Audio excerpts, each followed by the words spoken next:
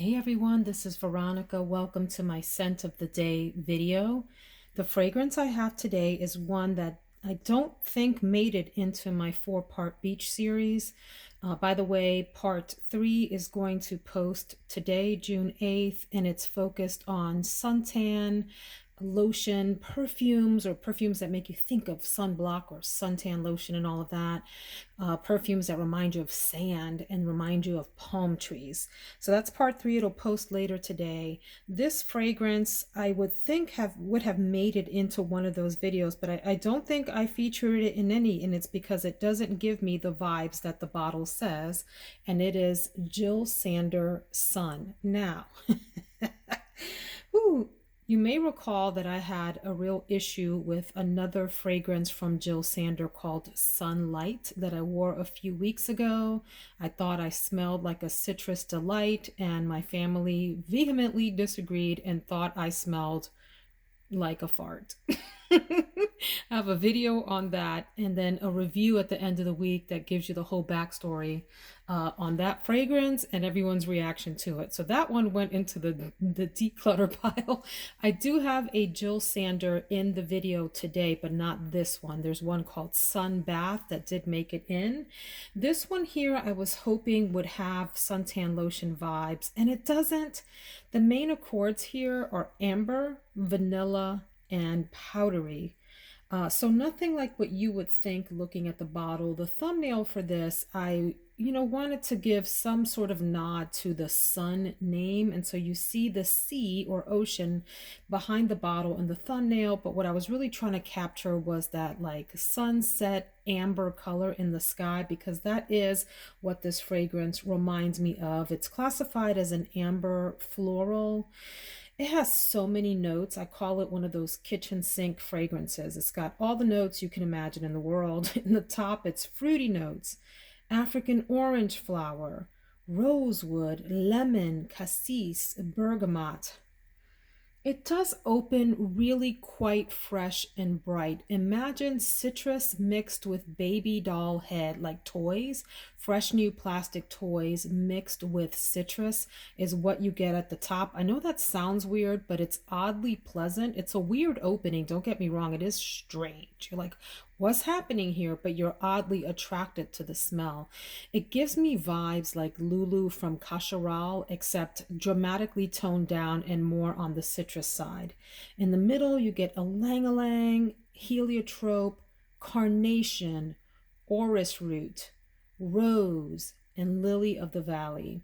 In the middle, people talk sometimes about a ylang-ylang smelling like banana. To me, it always smells spicy, but in this fragrance, I do get this banana-esque kind of note in the middle, or an accord rather, or something like that.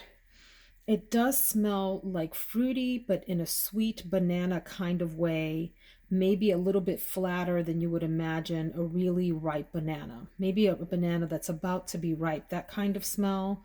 And it is powdery and ambery in the middle as well. In the base, benzoin, vanille, amber, tonka bean, sandalwood, musk, styrax, patchouli, and tobacco leaf. Woo! That's a lot going on, you guys. So I feel like this is a fragrance that maybe has a bit of an identity crisis, where you see this name sun and you're hoping for something that's bright, beachy, fun, and it actually ends up being a warm, ambery, powdery smell, like I said, with that touch of banana to me. Now, if you're interested in this, go on Fragrantica and check out the reviews. They're all over the place. You have people that love this and people that hate it so much they had to scrub it off right away. A number of folks do talk about this plastic note at the top. It does kind of dissipate there in the middle, maybe after 30 minutes or so. The plastic doesn't bother me. It's actually a bit of a comforting smell because, like I said, it reminds me of fresh new toys. Plastic toys from the 80s when I was a kid. According to Fragrantica, this has moderate to long-lasting longevity and moderate sillage. And it leans heavily female, which I guess is right. I could certainly see this being a unisex fragrance as well, though. By the way, this is the Eau de Toilette concentration. I do like the bottle. I like the simplicity of it. I just wish it smelled more suntanny.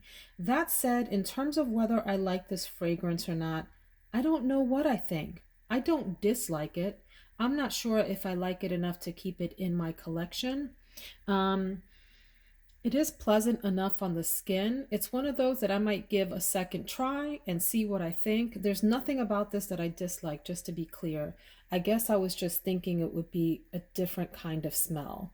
That said, there is some pleasantness to it. I don't think I will dislike wearing it today. I do have a little bit of PTSD from my previous Jill Sander fragrance experience with sunlight being such a huge failure. I'm a little worried I'm going to walk downstairs and the family's going to, wither and fall apart when they smell this and think I smell gross. In which case, I'm pointing the finger at you, Jill Sander. I'm pointing the finger at you. Anyway, I will try this out today. It is a like, a solid like. It's not a super like, and it's definitely not a love. Jill Sander, Sun. Have you tried this? If so, what are your thoughts on this? The reviews, like I said, are everywhere, and it's one of those fragrances. It depends who you are and how you perceive notes. Uh, it depends on that regarding how it will actually feel to you and whether you will enjoy the fragrance. Have a great day, friends. Take care.